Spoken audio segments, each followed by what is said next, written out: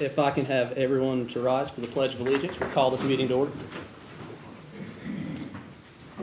I pledge allegiance to the flag of the United States of America and to the republic for which it stands, one nation, under God, indivisible, with liberty and justice for all. Thank you. And if everyone would remain standing, Reverend Judith Welchel from St. James Episcopal Church will be here to do our invocation tonight. Yeah, if you just want to come right up there. Thank you so much. Let us pray. Gracious and loving God, I ask the presence of your Holy Spirit on this meeting, blessing these leaders and community members with insight, wisdom, impartiality, and respect for one another, so that the same gifts and spirit would extend into this community of Black Mountain. May we all recall that our work and all we accomplish in this life is to the service and cause of the people we love and the communities we live in. We ask all these things through the grace of the Spirit that calls us into love. Amen. Amen. Thank you so much.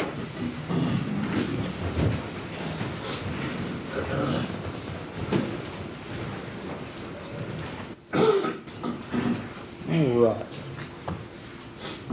So now we'll move on to our proclamation, awards, and recognition section of our agenda. So I think the way we generally do this, right, Angela, is that we kind of, does he step down for this part? Well, if you want to, they're all. Are we going to put this? I was going to do the slide. Let's do the slides first, if that's all right, Angela. And we'll thank everyone for the fireworks and everything. Then we'll swear everybody in. Okay. If that's all right. Okay. So just some brief announcements before we swear in our new board members and recognize our outgoing board members for their service.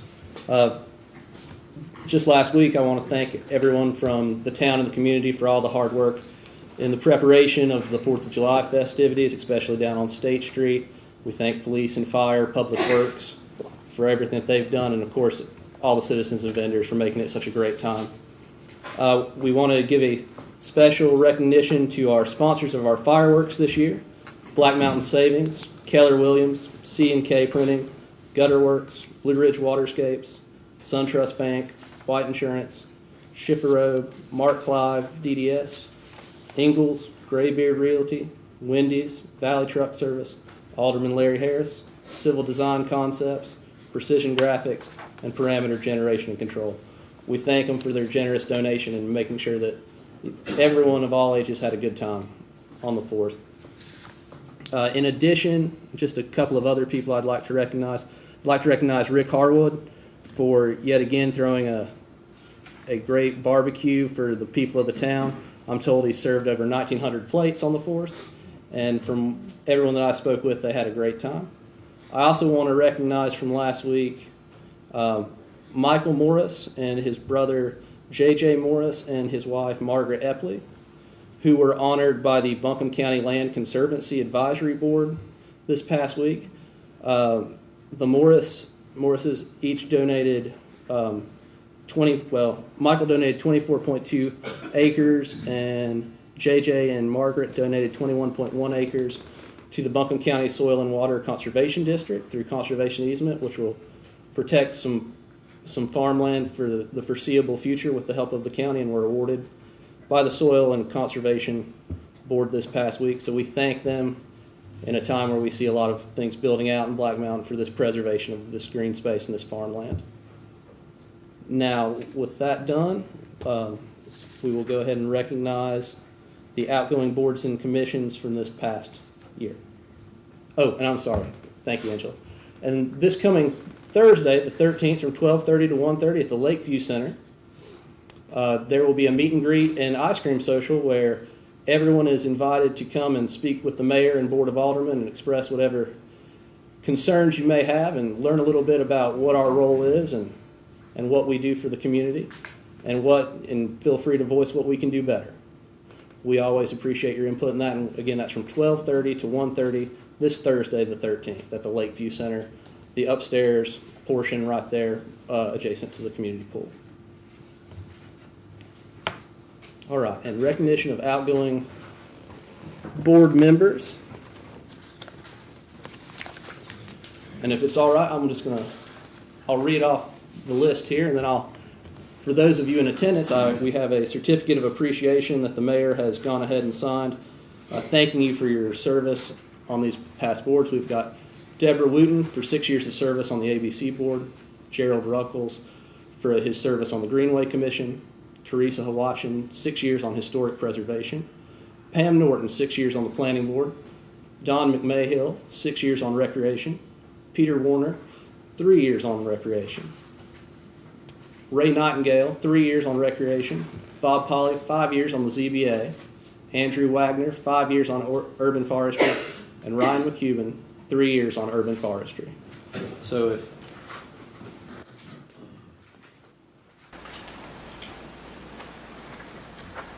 Andrew or Bob or anyone that I recognize wants to come up, I've got your certificates here, and we're happy to present those to you. If no one is here, we'll just give them to Angela and we'll get those sent out.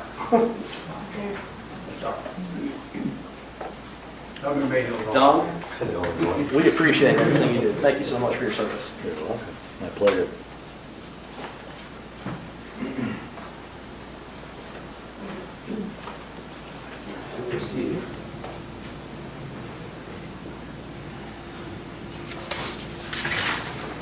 And then, if I can, we have new board members to swear in. And so we'll have everyone come up here and we will do your oaths of office for this. So we've got James Hobson, who's joined the ABC board, Amy Parker, who's joined Greenways, Richard Isley, joining Greenways, Mike Raines on the planning board, Lynn Telford on the planning board, Don Wooten on urban forestry, Sheridan Hill on urban forestry, Jacqueline Drummond on urban forestry, Rebecca Harris for the ZBA, Robert Osmudson on the zoning board of adjustment, and Mary Adams as the first alternate. So if I could get everyone to come up here, please. Thank you all so much for your service. And so, I only have one Bible. So, we can share it, but again, you don't have to use it. So I will hand that to Mike and Angela, if you want to. But what I'll do is I will read out the oath, and I'll have you state your name at the beginning of it. And then when we get to the commission part, we will just say for the member of this commission on the town of Black Mountain. And then you can swear or affirm to that at the very end. So that way you don't have to repeat everything that I say. We'll make it a little quicker for you. Do you want to shift this way? Whichever way you want. Which way you want, essentially. You shift that way. Okay. All you guys go this way. And that way the camera can get both of you. All right. If I can get all of you to raise your right hand. All right. Sorry, one of these years we'll get enough.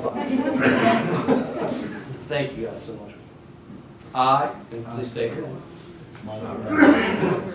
do solemnly and sincerely affirm that I will support and maintain the Constitution and laws of the United States and the Constitution and laws of North Carolina, not inconsistent therewith, and that I will in all respects observe the provisions of the Charter and ordinances of the town of Black Mountain, and will faithfully discharge the duties of my office as a member of the various commissions of the town of Black Mountain, North Carolina. And then you just can swear or affirm. Thank you all so much. And so we'll get you all a sign. Thank you. Thank you so much. We really appreciate it. We'll get the hang of this eventually. I'm Good every time when I'm working with it. And Angela's already signed ours, so we will get your copies. Yeah. Yes, please, sir. Thank you so much. We appreciate you. Yes. You guys, let's find yours. Yeah. Oh, it's right back here with Angela. And Mike, I've got you right here. There's a code of ethics on the back. You want to take that with you and just read over it and get the last page back again. And then we'll give this back to Angela and we'll record that for us.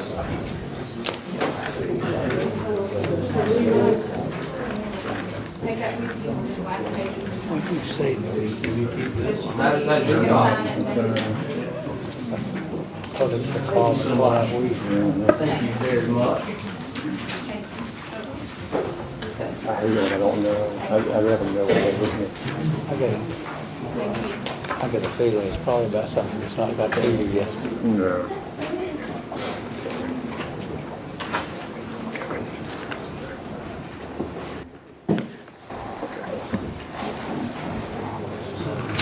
And I just want to say thank you once again for everybody's willingness to serve on these committees.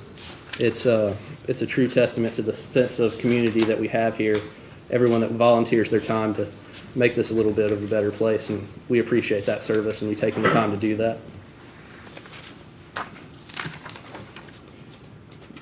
Next on our agenda, we have citizen comments. Do you have a copy of this? Yes, I do.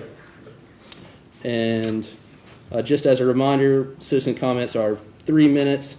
This opening session can be about any issue that you'd like to discuss within the community.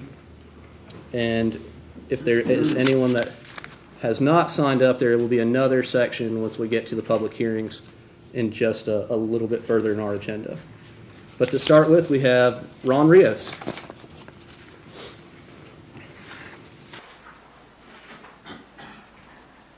Good evening. And Ron, if I can just get you to state your name and address for the record. Ron Rios, 314 Chapel Road. Thank you so much. My wife and I moved here in 1996, and we attend St. James Episcopal Church. And most of y'all will be aware that just over a year ago, there was a tragedy in a small town outside of St. Paul, Minnesota. At that time, Officer Geronimo Yanez and Philandro Castile had their lives changed forever. What started as a routine traffic stop escalated into a confrontation that culminated in the shooting and killing of Mr. Castile and a burden of guilt that must be carried by Officer Yanez for the rest of his life. This all resulted from a broken taillight.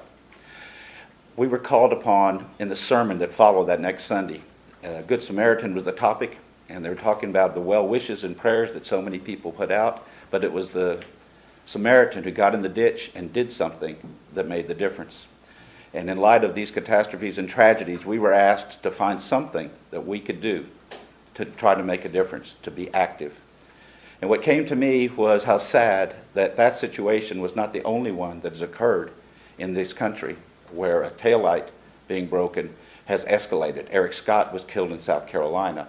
So my point was, I do not want Black Mountain, this wonderful home of ours, to become associated with anything like that for the rest of the country to think that that's who we are. So what we came up with is T is for taillight. And I've got a folder for each of you for you to read later because there's way too much for 3 minutes. But the point was we were going to do something to try to make sure that people don't have broken taillights. One, it's better for public safety, and if we were able to prevent anything like that from happening, I have a 6 one for the mayor. Get that to him, thank you.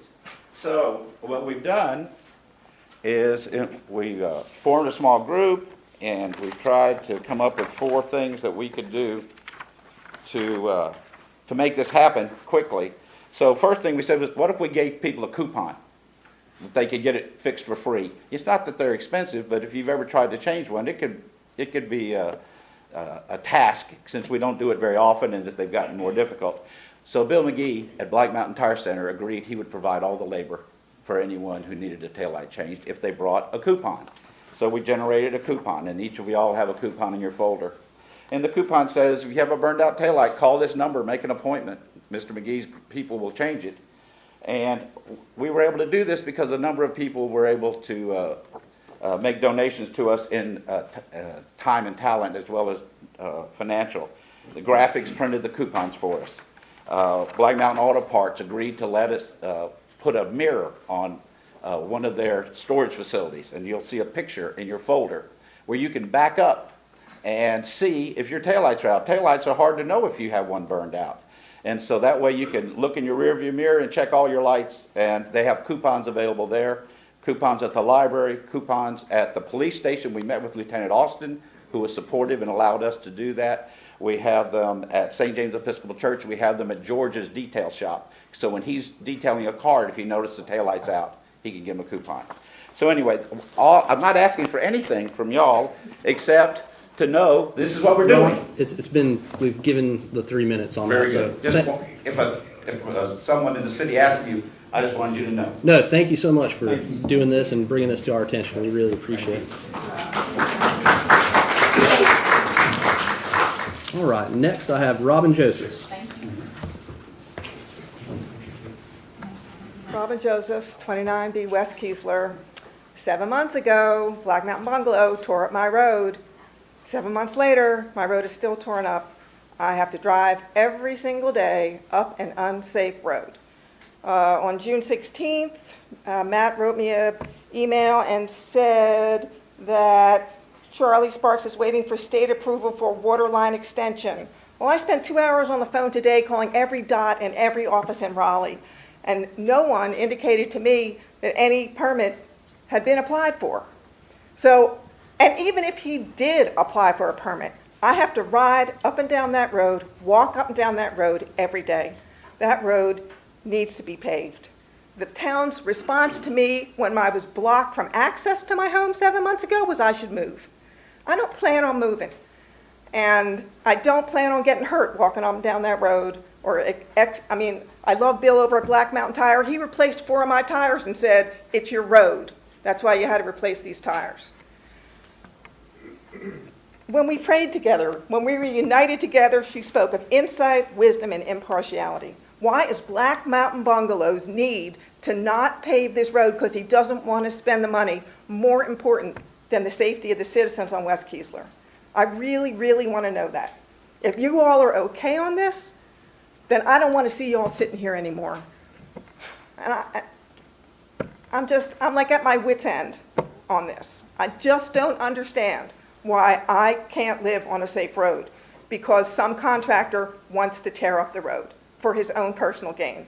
And not only that, but for 3 years, I believe he's been in violation of Article 5, Section 20-203, lots to be kept clean of high grass or weeds exceeding 12 feet. He's got weeds taller than me and has for 3 years. And he drives up there. He knows it's there. So maybe that's helping with erosion control because we got mud, we got gravel, we got just a mess. And I really, really, really want a safe road. Thank you very much. Thank you, Robin. You're welcome. Peter Dawes.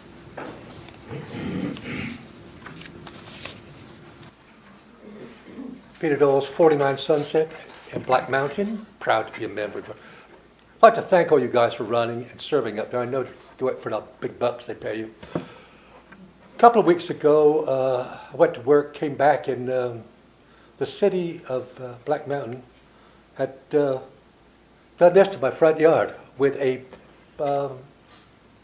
bush hog type machine.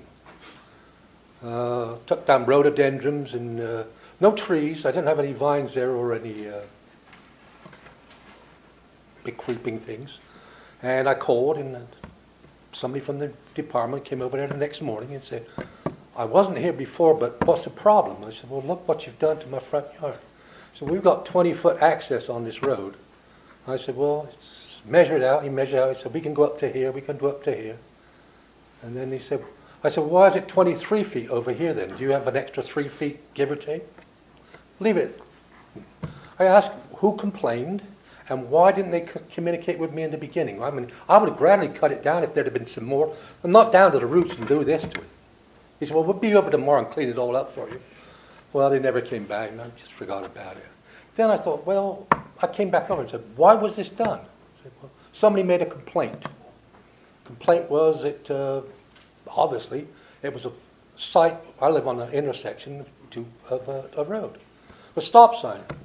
Problem is, on the stop sign, I was going to ask for the police chief there, can you run a stop sign if there's no painted line? Can you issue a citation if there's no painted line? Yes. Who determines where the line is? When you see the stop sign and you stop, or when you go through it? Well, the way statutes are written, it is. There's supposed to be a white line. And I spoke to somebody from the state today, and they said, I said, how about this striping thing that we don't have in Black Mountain? Where's striping and your concerns on striping? And he said, it was very important. Well, 3 years ago, I came and asked, why where's no striping in Black Mountain? So it's not budgeted, and we don't have enough money. Isn't that more important than cutting trees down? Isn't striping more important to see where you're going in the road? Half the streets in this town you don't know which side of the road you're on. If there's a collision, who's in the wrong, who's in the right? No one seems to know. But it's up to you to budget those things, I suppose. But I just want to tell you that there's better ways of doing it. Even the state and local contractors from Duke Energy, when they cut down trees like this, they clean up the mess. My thing is, if you could possibly tell these people before they come out, get in contact with the homeowner and say, hey, is there a problem here? Can you do something about this? Let's be in communication. Because we have a problem with communication. My rhododendrons and my little trees my bushes are all down now. They're gone. Thank you, Peter. Thank you. And Ann Lutz.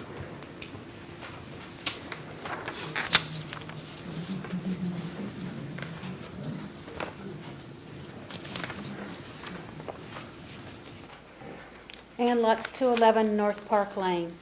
I'd like to speak to you about the protection of public spaces in Black Mountain. It's difficult to almost talk about this project because there's so little known about it out in the public, but I hear rumor of a proposed building on space at Veterans Park, a proposed daycare center being built there by Children and Friends.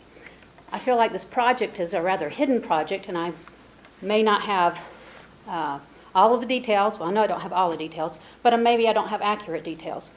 But I would like to speak to some general themes about the use of our public lands. The first thing to me is the lack of transparency in this proposed project. The lessons of the town square have been forgotten. There was a lot of issue around transparency and what was going on between all the different entities except for the public having any knowledge of what was going on. I feel like we don't have any knowledge of what's going on here. The Children and Friends was started by area churches. There are many open areas of parcels of land next to churches in this town that might be better utilized for this project. This could set a precedent for our town to have other non-for-profits come to you and say, well, I can get this grant if you can give me a place to put my building. Many people have worked long and hard to develop the Greenway, the Dr. John Wilson Garden, the Great Eagle, the disc golf course. There's been no input from these solicited from these parties or other user groups. There's no denying that we need affordable daycare in Black Mountain. The issue is where this particular daycare is going to go, because the exact location is very vague to the public. I would like, given the lack of transparency of this project, for it to be disclosed to the public and also public input be sought. Green space in our town is shrinking. I served on the Greenway Commission for 12 years, and I once heard an urban planner talk about the corridor between Atlanta and Raleigh will fill up. And we're starting to see that now, because I thought, surely not. Well, yeah, our little town's filling up. And I think it's important that we preserve the public spaces that we have and the public parklands that we have. And I don't say that this project shouldn't happen. I just don't feel like it should happen on a public space, and especially without our input. So be protective of our public spaces. Thank you. Thank you, Ann. Before we go into the consent agenda, Matt, if you wouldn't mind just getting with Charlie again for Robin's issue, and just see what the status is on that, and then also if we can have someone go out and look at the grass that's growing up there, see if that's in compliance as well. Yes, sir. And then if we, Jamie, if you or someone from Public Works could get with Peter about his issue right there and just explain our process of how we maintain those right of ways and whatnot, I'd really appreciate it. Thank you very much. I appreciate it. All right. Let's see. We've got one more citizen comment with someone holding a hand up here that has not signed up. Oh, okay. So if you want to come forward, Bert, we're going to add you to the list. Thank you very much, Brian. You're welcome. I got here a little bit late, but I am 29A. My name is Frida Edmondson, West Keesler. I'm Robin Joseph's neighbor. That's what caused me to raise my hand, was to also let you know how inconvenienced we were, especially at Christmas time. I was denied my mother, which has Alzheimer's, to come to my house. Things like this need to be addressed prior to them happening. My car also is a 2014. Driving it up and down that road every day, it's being destroyed. Not only that, I think it affects both Robin and my health. So I'd like to see the town of Black Mountain also take into consideration some of these other things that these people have said, because I see our little town disappearing and not being taken care of properly. Thank you. Thank you for that. All right. And with that, we'll move on to communications from boards, commissions, and agencies. And first up, we have the ABC Board Annual Report with Bill Christie.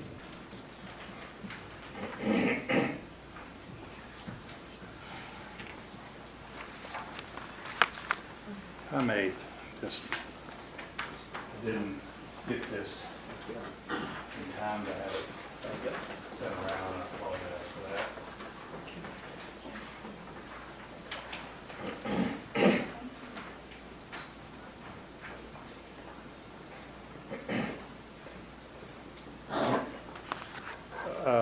Just want to give a brief update. It's before you there, but for the unaudited figures, the audit's in process. So, but last year our total gross income was a little over $2.4 million. That's an increase of 7.2%.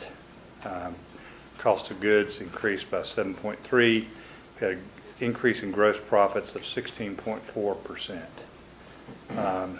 We transmitted a little less than $600,000 in various taxes to the state. As you know, there's a whole list of various taxes that go, but a lot of them go to Raleigh. We distributed $14,800 to the Black Mountain Police, $10,400 to First at Blue Ridge, $18,000 to Buncombe County, and $54,000 to the town of Black Mountain.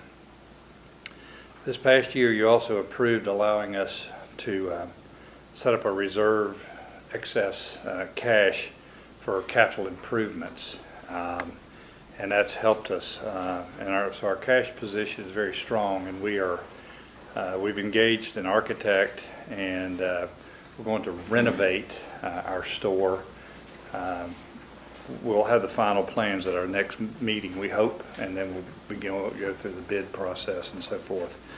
But we're going to, the exterior is going to be updated. It'll look nice. The interior will be totally updated and expanded some. That means the warehouse will be shrunk a little bit, but that'll all work. And we think we have sufficient cash for that. The folks, the ABC board folks in Raleigh really encourage us to keep our stores modern, and we haven't modernized this in 30 years, so it's probably time.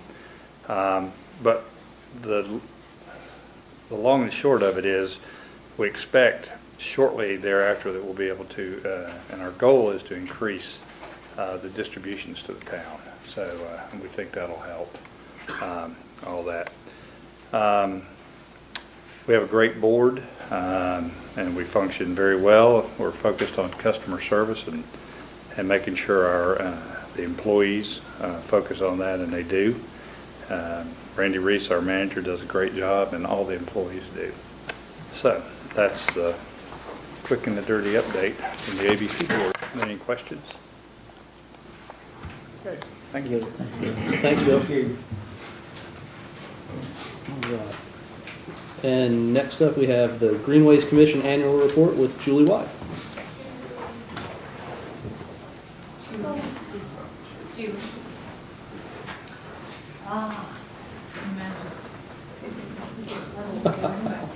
This one? You're not going to do that for me. Okay, so my understanding was y'all are more interested in numbers this year. So I went back over the past year, and we're not quite in a full year from my last report, and got together the numbers I could. So this is a pretty brief report, and what I really would like for y'all to tell me, since we're just starting a new year, is there any other numbers you want? Is there any other data you want other than what I've gathered here? So I'm open to comments and suggestions. So I broke down what we did into various categories, and some of them overlap. But one of the big ones that is part of our mission for you guys is to do public awareness activities. So we did the mini Monster Mash in October. We did the holiday parade again. We had probably 25 to 30 participants. I'm guessing, I did not count. Discovery Day tours, we did have 28 participants, and that included staff and volunteers, and 22 citizens participated in that day where we toured all the greenways, and that's a picture from there. And then we had 2,500 new brochures printed. So that's part of our public awareness. Then fundraising, and this kind of blends in with public awareness because a lot of what we do in our fundraising events also has a public awareness component. But one of our big events of the year is the Greenway Challenge.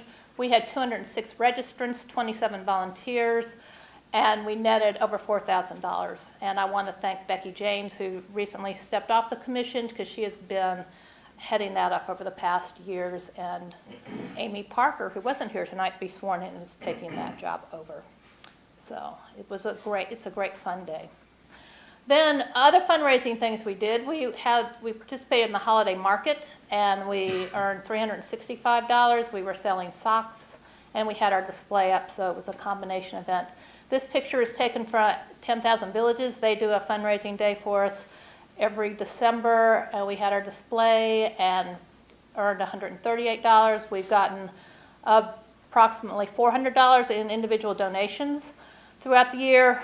Money in our account is $29,857.48, and this is like our long-running balance. We use this for promotional things. We give some to the town when they need it for match and things like that. So we try to keep we certainly aren't going to build a greenway with that, but there's a lot that we can do to leverage more money with it. And thanks to Pam King, because she's our representative to the Greenway Foundation and keeps track of our money. So then we did have a grant. We had a $10,000 grant in 2016 for a sculpture on the Riverwalk Trail. This is a picture from that dedication. I think most of y'all on the Board of Aldermen were there. And then we got another grant for 2017, and that's for a sculpture on the Garden Greenway. I just want to note that $10,000, we didn't receive that check until the very end of June, so that is not included in that previous balance that I showed you. But that's also dedicated money, so I kind of consider that $10,000, but we know exactly where it's going. Then we also are involved in very many community events that are on our greenways or just affect walking and biking in Black Mountain. So we had 2 Walk to School days. One in the fall had 225 participants. Walk to School in spring had 200 participants. We were going to have a bike rodeo during Strive Not to Drive week, and it rained, so we didn't. So we plan to do that again sometime. And then Outward Bound had 13 volunteers this spring, weeding Village Way, which is always in need. And then we had some commissioners involved in trainings. We had 2 commissioners attend the Thread Trail Forum in December, and 3 attended the Growing Greenways Forum in May. So we are always trying to stay up on our education. And that's it, short and sweet. So, any questions? Okay. Julie, with the, I know Jill had, and I forget the name of it, the mapping device from Google to use for the Greenway? She does, and I don't know what that's... I was going to ask what the status of that was. I don't know. I'll have to ask. Okay. We have a Greenway meeting coming up in a week or so. Okay. Actually, Casey, you may be able to at least speak to the. I did see it was ridiculously heavy, and I know that she carried it around for a while. Yes, it is a Google Tracker, and we used it to map all of the greenways, and that data will be sent back to them, and you'll be able to do like a street view of all of our greenways eventually with that. So like I say, I'm going to collect more data in the coming year, and if there's anything you particularly want to know, let me know. Well, thank you, Julie, as always. We appreciate what you do. All right. And next, we've got David Madden on the Gustavino exhibition. David Madden, 118 Church Street. I'm really eager to be here today to report to you, although I don't have to report, so to speak, that the Raphael Guastavino exhibit at the Swannanoa Valley Museum, the title of which is Palaces for the People. If you look at the photographs of what he built, he and his son, they are truly palaces of the people. People can move in and out of them.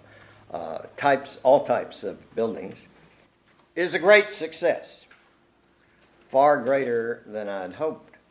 This is 3 months into the 9-month run, and we have had an estimated 4,000 people from our community, from Western North Carolina, Asheville, and all kinds of places that we couldn't determine. And so we have 6 more months, and if you estimate, it could be another 8,000 visitors. There's a very big historic concept that I'm going to apply to the exhibition, but I can't talk about it now. I want to drop it like a bombshell at the appropriate time. But believe me when I say it will magnify everything associated with the exhibit. And associated also with that exhibit, and I'm really glad about this, because when I thought of having it in the Swannanoa Valley Museum, and I spoke to Ann Chesky while we were up on the mountain watching fireworks, I thought of the benefit it would be to the museum itself. And the admission is by donation only, and there's an estimated 3,000 or so added to the museum itself. No money comes to the people who put the exhibit on, myself and Mike Murphy and Christmount. So that's going to increase, and I'm very happy about that. I'm happy that my conception of the benefit to the town has proven itself. It has really helped the town, with all those people coming in, new people, to see that exhibit specifically, although a great many people just happen to be here and learn about it, and they're glad to see it. I gave a reading of my own works the other day at Thomas Wolfe Memorial, and I said to my wife, there's only 10 people here. But I was wearing this shirt, and I said, I'm doing double duty on this, and a couple raised their hands and said, we've been to it, and it's wonderful. So out of 10 people, you've got 2 who have been here. That's a kind of a good indication of how successful. Now, it opened in Boston, in the Boston Public Library, which was Raphael Guastavino's first major work, domes and vaults all through there, and it was a great success. It surprised everybody. A few people had heard of him, so they didn't expect many people. They just felt it as a matter of respect, and the word got around. Then it moved to Washington, D.C., and then it moved to the Historical Association of New York City. The creator of it, who published this wonderful book, which you can get at the bookstore here in town. You see all these marvelous, beautiful photographs, many of which are in the exhibition. What was I going to say about that? He gave all the materials to us at Christmouth, because when he gave a speech here about 5 years ago, I walked up to him and I said, we're going to build a museum honoring Guastavino. I'm glad you're here to give a speech. And he said, I'll be glad to give all the material to you once it has been to the places that are scheduled. And I want to emphasize that ours is better than what was in Boston, Washington, and New York. Because we have 4 major artifacts from Christ Mount. We have the bell, which has been in Swananoa Valley upstairs, and very difficult to bring downstairs. The fountain, which many people have never heard of. How many of you even heard that there's an exotic, very wonderful fountain that was out there and about to be thrown away, and it was rescued? That's there. And the dress that Francesca, his wife, wore for many years, a black dress. But the thing that I really like is that I went to a garage sale and an estate sale, and I said, how much is that parlor set? That's a very interesting parlor set. I wasn't about to buy it, but I just wanted to know. It said $1,400. Oh, well, that's pretty good. I said, and it came out of Guastavino's house. It was rescued from the fire and restored. I called up Carol Tyson and said, Carol, would you take a look at it and then give it to us if you like it? She did. So she's one of our major donors. There's one of our donors is right here, over here. Can I name Larry? Larry, can I name you? Okay. and I was going to name Matt Sobel, but I want to give special attention among our donors to Rick Harwood. The first person I approached was Rick Harwood. Now, if you attended certain meetings, you can see how beautifully ironic that is and how wonderful an example of a community coming together that is. Rick and I got together on that, and he is the major donor in this town. The major donor outside is John McKibben of the hotel, a hotel magnate in Asheville. And Isa Fraga, who is the owner with her husband Tony of the Haywood Hotel and the Cambria that's being built. So we have that kind of backing. But we have the backing of maybe 40 other people in this town, businesses and individuals. I think that speaks extremely well for the town itself and for the faith the town has in the importance of this exhibit, which as I say, will continue for 6 more months. I promote it all over the United States. The money I'm raising now goes solely into promoting it, which brings people here. There are 2 magnificent signs in the airport. How many people have seen them? Oh, great. And rack cards in all of the rest stops throughout the state. And in these envelopes, which I'm going to give you in just a minute. I think I've pretty much covered what I wanted to say, which was neatly typed up and couldn't run it off because, of course, the computer broke down as I got up to go, punching the print key. Any questions? I'd love to answer questions because, as I say, I can't remember everything I was going to say. And I've come here, actually, I forgot the big thing. I came here because we're building this museum to ask y'all for a couple of $1 million. But as far as the museum is concerned, I have raised enough money to make a down payment with Asheville Design Center, and they're going to come over, the architects, and take a look at Christ Mount property to see if a museum can indeed be built there, and it may prove to be it can't. We hope it will. Then they will come to Black Mountain, and then they'd have to go to Asheville. Let's not go to the pit of despair. Let's just keep it in Black Mountain. Any questions? Yeah. Does anyone have any questions for David? David, thank you. Thank you, David. Thank you.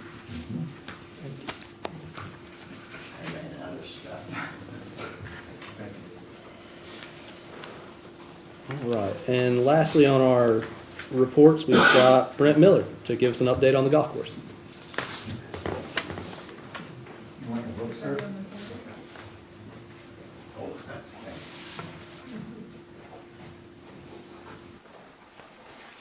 Where is it? Oh. All right. Good evening, everybody. I'm Brent Miller, Golf Operations Manager at the Black Mountain Golf Course. I'm here to give you a little update for the first half of the golf season. This won't be the financials. We'll do that in September, I believe. But this is just kind of a brief update of what we have going on. So what are we doing to make Black Mountain Golf Course better? The first thing I want to say, we've got to give big accolades to our new hire, Jerry Brigman, our superintendent, and his two full-time staff members, Joey Stevenson and Chris Moyers. They have done an incredible job with limited resources. The golf course is as good as I've seen it in 10 years, so big credit to those guys. We did the Tomahawk Stream Bank restoration. If anybody was over there on holes 3, 4, and 5, the banks were caving in. They were just in total disarray. We had a crew come in, scrape back the banks, buffer zone, I believe 15 feet on either side, replant vegetation, and try to keep the silt out of Lake Tomahawk. It was filling up Lake Tomahawk in a hurry. You can kind of see a before and after here. The left side is what we were dealing with, and the right side is the new bank. Right there, the vegetation hasn't grown in yet, but it's fully grown in now, and it's doing its job. When it rains, we don't have silt washing downstream. It's really good. Geese control methods. This has been a big problem for us and Lake Tomahawk. We've tried everything, so it kind of seems like a joke, but it's really not. The geese leave behind an incredible mess. People complain about it all the time, and it's unsanitary. Our former superintendent tried a border collie. That didn't really work. We tried coyote decoys. Those worked for 3 or 4 days, and then the geese started hanging around them. We tried fireworks at night to disrupt their sleep patterns. That didn't work. So now we're flying a drone at them. About a month ago, I got the drone from Matt. I got some training on how to fly it, and I've been doing that now for about 3 weeks. And Maggie can tell you, within the first 3 times of flying it over them, they were gone for 8 days in a row. There I am flying it. And I think if we stay after them with this, it can work, but we're going to have to kind of work with Lake Tomahawk as well. The guys over with Parks and Rec, maybe Casey, the geese are just going to want to go there. We need to get them out of the area. We don't want to harm them, but just get them to move on. So that's kind of what we're trying now. Irrigation restoration. This was a big one. We had an old ballast tank that was with our old system. It was 40% water to 60% compressed air, and basically that's what forced the air through, or forced the water through our irrigation system. The tank was 30 years old. It was rusting. When you get that much pressure in a rusty tank, you can imagine what can happen. So we removed that from the system, put in a new variable frequency drive pump, and new control box. The good thing about the variable frequency drive pump is, you can see the old one on the left, the new one on the right. It operates only using the power that it needs. So what this does, it uses less electricity, but it also, you get more life out of the pump. So the one on the left lasted 30 years. We might get 35 out of the one on the right because it's not working as hard to do its job. This is a control box on the left side. That's the old one. The new one is a computerized version. Jerry's able to change water flow, pressure flow straight from that computer screen. It's much more user-friendly, and so far so good. We're getting better coverage out of the same irrigation system that we had in place. And if you go out and look at the golf course, it's in great shape. We're watering areas that we weren't able to before, so I think that was a really good move. What are we going to do to get people into the golf course now that we got it in great shape? The first thing we did, we redesigned our website. We went from an HTML format to a WordPress format. WordPress is basically where all your newest information is on top, and as you scroll down, you see the old information. An example of that would be ESPN's website. They keep everything current at the top, so if you have events coming up, tournaments coming up, that's the first thing people see. We do still have tabs on there so you can get to the information you want to see, but it's all on one page. We'll write up. It's much user-friendly layout. And it also allows us to promote our new folks down there at the grill, Terry Frizzell. It's called the Tap In Grill. The food's great. If you guys haven't tried it, he smokes barbecue, smokes turkey. He's got a great sandwich called the Goblin Pig. It's a smoked ham and smoked turkey sandwich. Go by and give him a shot. It's a great restaurant in town. Dig Local. I just started doing this within the last month.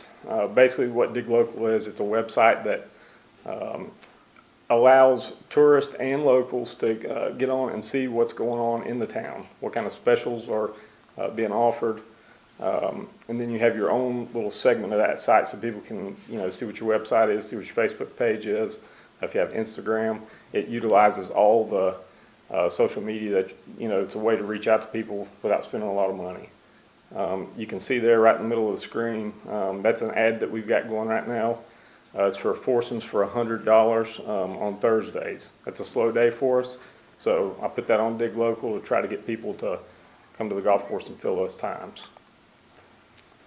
Our Facebook promotions, we try to put a lot of fun photos on there. People who win tournaments, we'll put them on there. I just posted a group of our ladies. Lady Maggie was one of them on Saturday morning for a red, white, and blue tournament.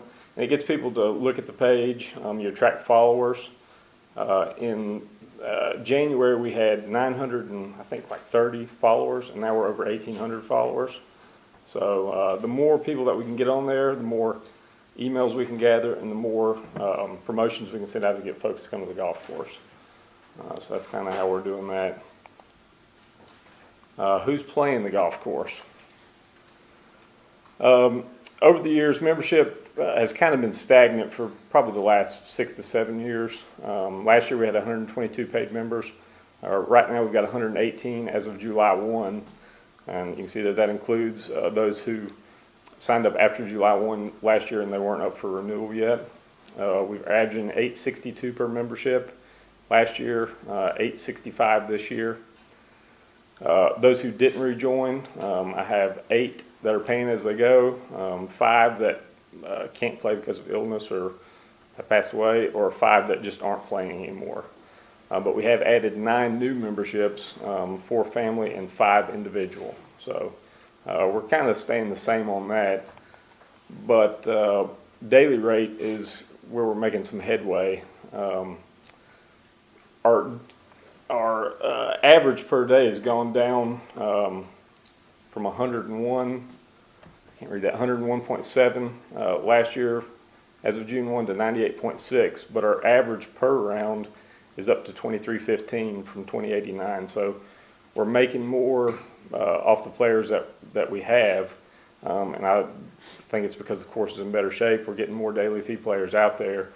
You can see we had 25% member play to 75% guest play since June 1. That's 807 members to 2,402 guests. And we've also seen the senior play transition from the 5-day membership to our $30 rack rate. So we get a little bit more each time they play. So that's what I've got for you right now. You guys got for me. All right. Questions? Nope. Nope.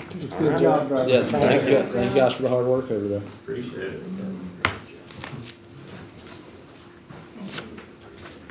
All right, and that will take care of all our boards and commission reports. Next up is our consent agenda, and Matt, I'll turn it over to you for that. Yes, sir. You've got the adoption of minutes from your June agenda meeting, your regular session, and your budget public hearing. And you've got a budget amendment for what's called the Lexipol police software. This is a software product that, well, in our opinion, will reduce liability by updating our police policy manuals based on current state and federal laws, national trends, and procedures, and keep us up to date with our processes in the police department. We are funding this, or asking this to be funded through our police forfeiture funds, which currently have a balance of a little over $54,000. This is a $7,000 expenditure, and I think the police department would agree that that this is that updating our policies and keeping our policies in line with current statutes would be beneficial, and so that's what this budget amendment accomplishes for us, and that's what you have on your consent agenda. All right. Do we have any discussion on the consent agenda, or anyone wanting to move anything? Not seeing any. Do I have a motion to approve the consent agenda? So moved. All right. All in favor? Aye. All right. Motion passes 4-0. And so this will move us on to our next set of citizen comments. So if there's anyone that did not get a chance to speak at the beginning of the meeting that wants to address. I would remind the board that the citizen comments for this section are generally for the isolated to the new business, which would be appointments plus the brunch bill that's added at the end there. Yep. Robin, come on up. Well, I'm looking at the agenda. I'm looking at Robin Joseph's 29 West Keesler, and I don't seem to see any names on people volunteering for these blank spaces. I want you all to think about that as you continue to think about the type of zoning and the type of planning that you're doing in the town. I know I personally give thousands of hours to this town and to the community, and I think there's a value that needs to be put on that. I hear a lot of talk about, balancing the budget. Well, there's a part of this town that is balanced by the value of community input. And the fact that we're having difficulty finding people to fill these spots, I think, is a really important thing to be looking at. What I'm talking about on Keesler Street is really not about me. If the town can't or doesn't have interest in protecting safety of citizens with a 6-unit development, how is the town going to protect citizens with a 60-unit development? So, and the type of people for the type of housing that we're planning on building are not going to want to put their names in all of these blank spaces.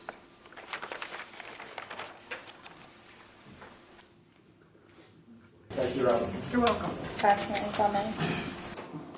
I advertised the advertisements for 4 total weeks, and the reason that there are no names on this agenda is because the advertisement closure date was after the board approved the agenda. We received 2 applications for the second round of advertisements. All right. Is there anyone else wishing to speak? All right. Not seeing any. We'll close the citizen comments, and we'll move on to new business.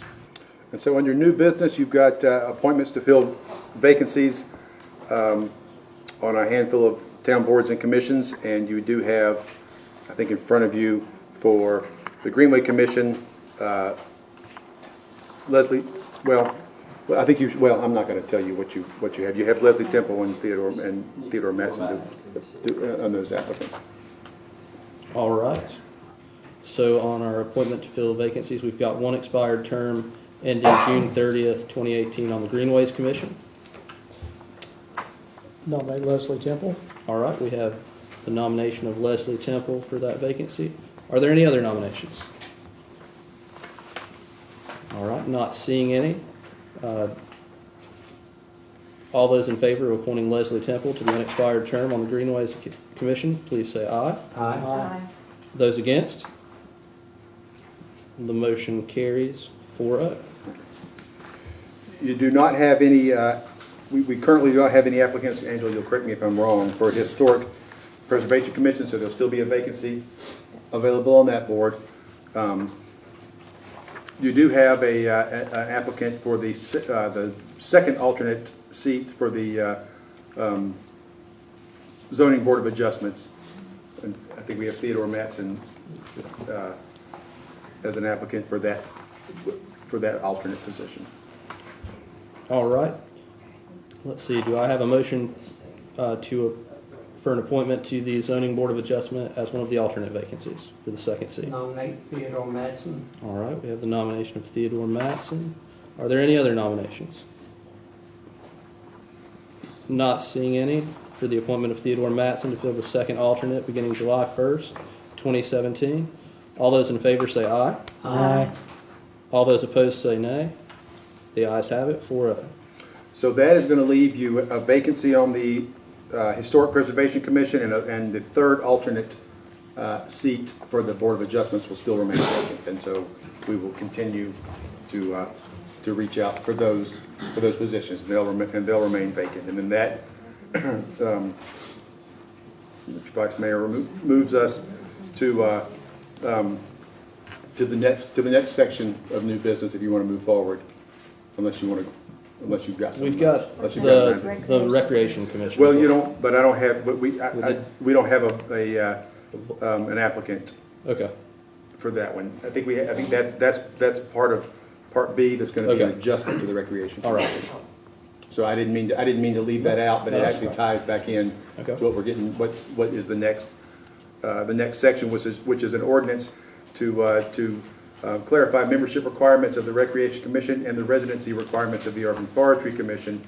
And then what you have in front of you is an ordinance that would set the Recreation Commission at 5 members. I think now currently there are 9. It'll set them at 5, and it will eliminate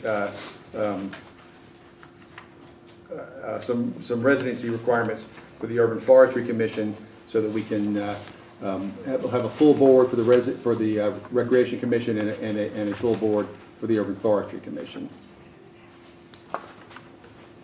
So yeah, so I didn't mean to skip over the Recreation Commission, but I kind of tied it into what was the next step on there. All right. Let's see. Is there a motion to approve ordinance O-17-12 amending Chapter 2, Article 3 for the membership of both the Recreation Commission and Chapter 20, Article 6 for the Urban Forestry Commission? So moved. All right. Is there any discussion? Not hearing any. All those in favor say aye. Aye. All those opposed say no. The ayes have it, 4-0. And then as Part C of your new business, if you all will recall, last week the General Assembly authorized what's known as the brunch bill, which allows towns or has enabling legislation for the towns to allow for the sale of alcohol starting at 10 o'clock on Sunday mornings instead of noon.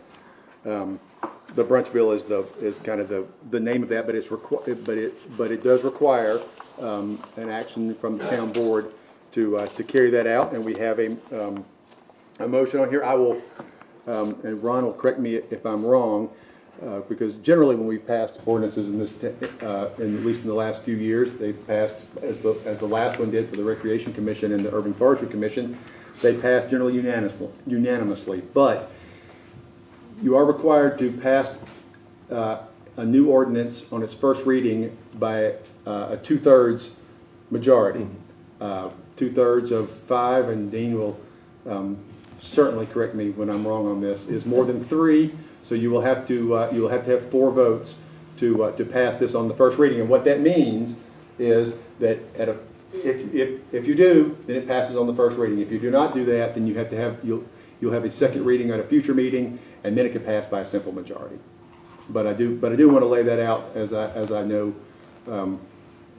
some of the details of the brunch bill, and I'll be glad to try to answer any questions. There is a lot of details in there. The primary issue is that restaurants can now serve, with the passing of this legislation or the passing of this authorization, restaurants will be allowed to serve alcohol starting at 10 in the morning, in addition to anybody that already has an ABC permit and can sell alcohol. So that would include convenience stores and grocery stores. I think that's correct. I think that's correct. It's anybody that is authorized to sell alcohol can start at 10 o'clock in the morning on Sunday with the authorization of this. And then I'll let it go from there. And also one of the issues, Matt, from my reading on it, was that because this is an expansion of the current legislation, that augments the notice requirement for why it's so quickly on here. That's right. And so so you're not required. And we actually got, I hope everybody got a copy of the School of Government's reading of the bill, which did move pretty quickly, but we're not required to give notice, you're not required to have a public hearing, but you are required to authorize it as an ordinance. It's not, it is not enacted without action from the board. All right. Thank you. Well, is there any discussion on item 8C? Well, I would like, I'd make a motion that we, to be accepted so we can discuss it. Yeah. So I get it on the table. All right. Thank you, Larry. So we have a motion to, now we need to vote on that motion. Well, I think now you can open it for discussion. Discuss, If there is any. Yeah. And Don, Maggie, Carlos? I guess I'll start the discussion if I can go first. I mean, for me and the profession I'm in, and even for family and religious reasons, I would be voting against this. I think very strongly that we want to identify ourselves, and we've always identified ourselves as having a small town feeling, small town atmosphere, and family oriented. I think that open it up 2 hours earlier, I don't see where it's really going to make that big of an impact as far as revenue generating in town, as far as the merchants are concerned. For me, I think 2 hours earlier for people to start drinking alcoholic beverages, I think that puts more of a situation at risk in town as far as things happening of a nature we don't want it to. And I just feel for me, like I said, I would be voting against it. I would speak in favor of accepting of making the change. And I think it's good. I think it's likely that we're not going to have a 4-1 vote. If we do, so be it. But I think we're going to be waiting another month, if not more, for another vote, which I think is a healthy thing because it gives the community opportunity for input. But from my perspective, the community voted fairly handily and comfortably without very much public discussion about it for liquor by the drink, whatever it was, 6 or 7 years ago. And I think this change is consistent with the community's decision a few years ago. So obviously we all have concerns and are not in favor of anyone abusing alcohol intake, and that's always a problem. But you can go to the ABC store up to 9 o'clock on Saturday night and buy gallons if that were your preference. And so I think this is just more of a modification to provide for the restaurateurs as much as anything else. And so I don't have any issues with it in terms of my religious beliefs and how that ties in. It doesn't relate to that at all. Just concerned with public welfare as far as overuse of alcohol, but I don't have any issues with the ordinance. I don't either, Larry. I'm for passing the ordinance. I think it's out of support for these wonderful restaurants we have in town that do such a great job and are class acts themselves. I would like to support this ordinance and vote for it myself. The statement was made by Carlos, the small town character, and I'm in agreement with him. I can't see where 2 hours makes a difference. And the big question is why? Why is the 2 hours going to make a difference to anybody? Why keep it where it's at? Town and the restaurants are doing just fine the way they are, and I'm going to have to vote with Carlos on this. All right. So, Matt, again, going just to talk about this, as far as if it does not get the 2/3 majority, it can be considered at the next public hearing that we have, or at a special call meeting. Is that correct? At the next regular meeting or a special call meeting. Just for the fun of knowing things, the county does have a requirement that they have to hear things within I think 100 days or at their next regular meeting. We do not have that requirement, but So at the next, so you will have to actually put it on the agenda. You're not required to hear this at the next regular meeting, but you can. And if you do, then it will require a simple majority instead of a 2/3 majority. Am I saying that correctly? All right. And if we have a special call meeting, what are the, I think we have to give how much notice? 48 hours notice Okay. if you wanted a special call meeting. Mhm. Yes. All right. And then procedurally, because since we've heard some votes being discussed as to what's going on here, typically the mayor does not vote, or that acting as the mayor would not vote in this situation. But in the case of a tie, I would be able to use my vote. Is that correct?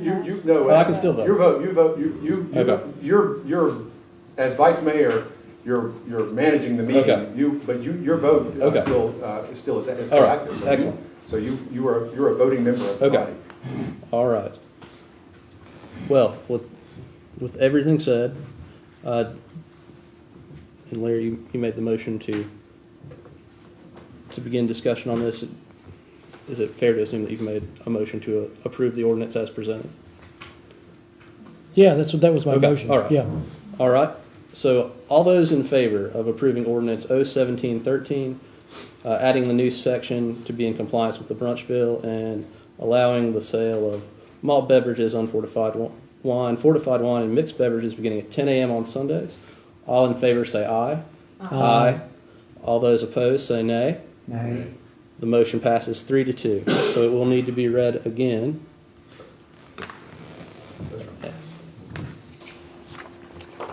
You'll have to put it on a future agenda for a special meeting. Is there any? Do we need to do that now? You don't? No. No, you do not. Okay. I mean, you're not required to do that. Okay. But you can do that. Then we'll have notice requirements if you want to do a special meeting, and if you want to do it at a regular meeting.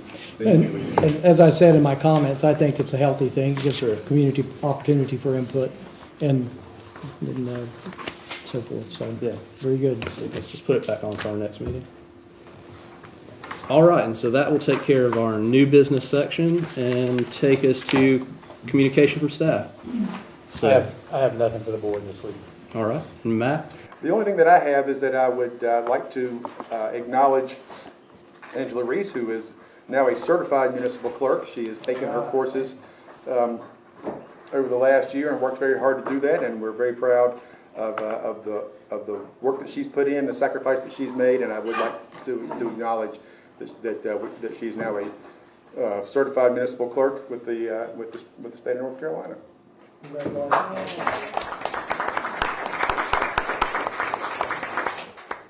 And that's all that I have. All right, thank you.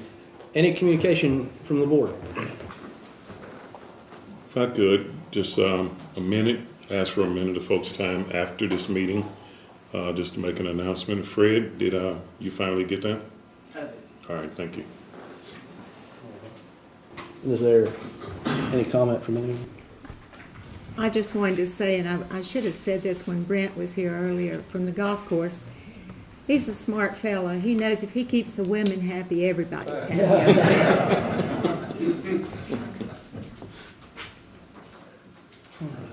And Matt, I don't know if all the board members saw it, we received an email yesterday afternoon sometime about construction taking place at Tudor Croft on Sunday. Yeah. And there was a question as to what the ordinance allows. It doesn't allow. It does not allow for Sundays. Not for no. And so Dan Cordell has reached out to her and to Tudor Croft, Okay. and we will do that. As a matter of fact, we've reached out to the police department to if that issue comes up. So you can the hours of work that actually works within our noise ordinance is 7 in the morning till 6 at night, but not on Sundays. And so, I mean, obviously, if you're doing work inside your house and it doesn't impact your neighbors, then that does not violate that. But we do have an ordinance that does prohibit that, and the police department's aware of it, and Dan Cordell is aware of it, and he actually reached out to that. Thank you all for taking care of that. Lady to work that out. We appreciate you all as always taking care of that and being on top of it. All right. Well, if there's nothing else, then this meeting is adjourned. Thank you all. Is that